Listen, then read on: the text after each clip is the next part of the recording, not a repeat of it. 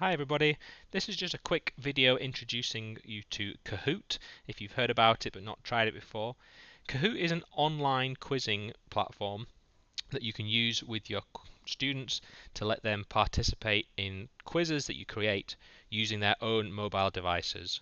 So once you've created a quiz, you can get your students to have a go using any internet connected device. So that could be computers, laptops, tablets, their own mobile phones. Any device that can access the internet is able to play a Kahoot quiz. I'm going to walk you briefly through what's required to set up a quiz and what it looks like when you play a quiz with your students. So I'm at Kahoot.com, so that's Kahoot.com. Now, if you haven't already created an account with them, you'll need to do that by clicking the sign up button in the top right hand corner. I've already got an account, so what I'm going to do is I'm going to go ahead and log in. So, once you're logged in, you'll find yourself at this screen, and what you want to be pressing is the new K button in the top left hand corner to make a new Kahoot quiz. So, what this will do is it will take you to this screen where it will say create a new Kahoot, and what we're going to look at here is we're going to use the quiz option. Quiz does a simple multiple choice quiz. It's probably the one that 90% of people are going to be using 90% of the time, but feel free to check out the other ones when you've got some more time. So I've got a quiz up here. It needs a title. I've got an idea. I'm going to have a capitals of the world quiz. There we go. Now you have to put some kind of description in here.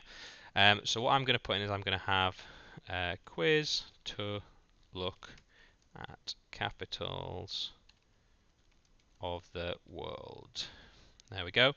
Now down at the bottom you've got options here about who you want to make this quiz visible to. By default, only you can use and see this quiz. If you think you've got a fantastic quiz and you'd like to share it with the world though, you can pick everyone and your quiz will become searchable online so other lecturers, teachers can use it with their students if they'd like. Language by default is English. You have to pick an audience. At the college here, you're probably going to be picking school or university. There's no college level event, so I'll pick that one. This credit resources option is here, so if you're using images or quiz questions that you've got from another source, say you used an image from maybe the Guardian newspaper, you could enter it in here to credit that resource. You can also add an intro video location if you've got a video that you want students to watch before the quiz starts perhaps.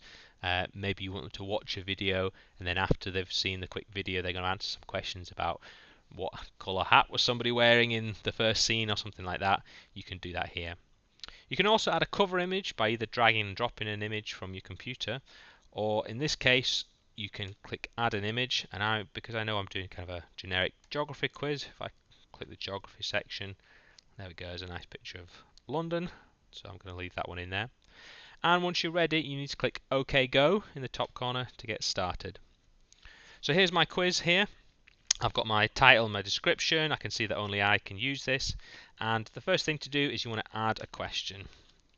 So my question is going to be, what is the capital of the UK? Now there's a time limit on here.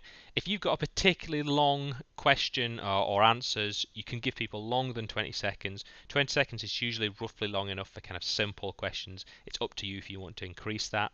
Award points, you can leave that on yes, and then down here you need to put in your answers.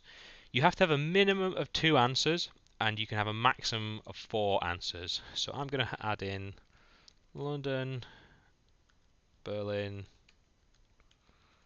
Paris, and let's have Washington DC. So I've got my 4 options in here. Again, you can credit any resources you've used. If you want to add images or videos to your question, you can do that too. I'm going to leave that blank for now. So if I hit next, it's reminded me that I've not picked a correct answer. So what you need to do is you need to pick a correct answer.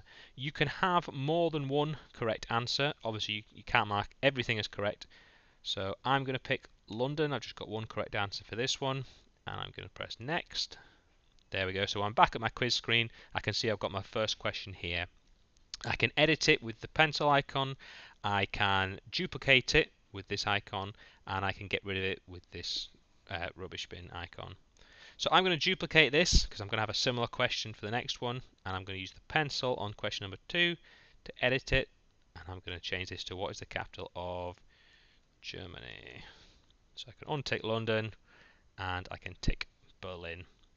So hitting next again takes me back here, and I can keep adding as many questions or duplicating questions as much as I like to get my quiz ready. I'm going to leave it at 2 questions for the moment. All you need to do once you're done is hit the save option. So there we go, it's saved privately. It's got 2 questions, and what I'm going to show you now is a preview of what this would look like if you played this with your student. If you click play it, what will happen is it will show you a screen where the students can follow the instructions to get connected. But the preview is going to show you how that looks. You can also go back to edit it if you've got more changes to make, or if you want to share it with another lecturer so they could use it with their group, you can use this share it option. So we're going to preview this because it's going to give you a pretty good idea of what your students are going to see if they want to have a go. So I've got my quiz loading up here. You can see straight away we've got 2 options. We've got classic or team mode, and what we're going to pick is we're going to pick classic. That's where each user has got 1 device per user, but there's also an option for a team mode if you've got students sharing a device. So we're going to hit classic, and what students see is it'll say join at kahoot.it and enter in a certain PIN number. So we get some cool music in the background, and what our students need to do is they take their device, go open their browser and go to kahoot.it, and they need to put in the PIN number that comes up here. So let's go 216818, and then they'll hit enter. So it says connecting. Your students will get asked for a nickname. Let's be slightly cheeky here and let's put Smelly Sam. Now, obviously, there's always the option that people might pick a nickname for this quiz that you don't want them to use, or if you've told them they need to use their actual name. And what you can do here is really easy. If they're using something you don't want them to use, all you do is click their name, and that's it. They're out of the room, and they have to rejoin. So I'm going to be a bit more sensible this time, and I'm going to put 216818. So that's me rejoined, and this time I'm going to be sensible and I'm going to put Ben. There we go. So I'm in now. What you need to do is you need to wait until your students have joined the group, obviously. And once you're ready as the lecturer, you can hit the start option. So here's my nice preview image to get started, my capital. And here's my first image coming up. First question. They'll get a minute or 2 to look at the question, and then they're on here. So say I'm the student here playing on my device. I'm not sure at all. I'm going to go for Berlin. Oh no, I went for the wrong answer.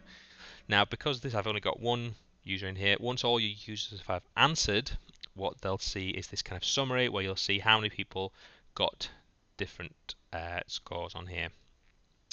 I'm going to hit next. It's going to carry on to the next question. You'll get a scoreboard where you'll get all your students listed up here and the score they've got. So Ben obviously hasn't got any points because he's got the first one wrong. Let's hit next. So capital of Germany. Let's hope Ben's a little better at this one.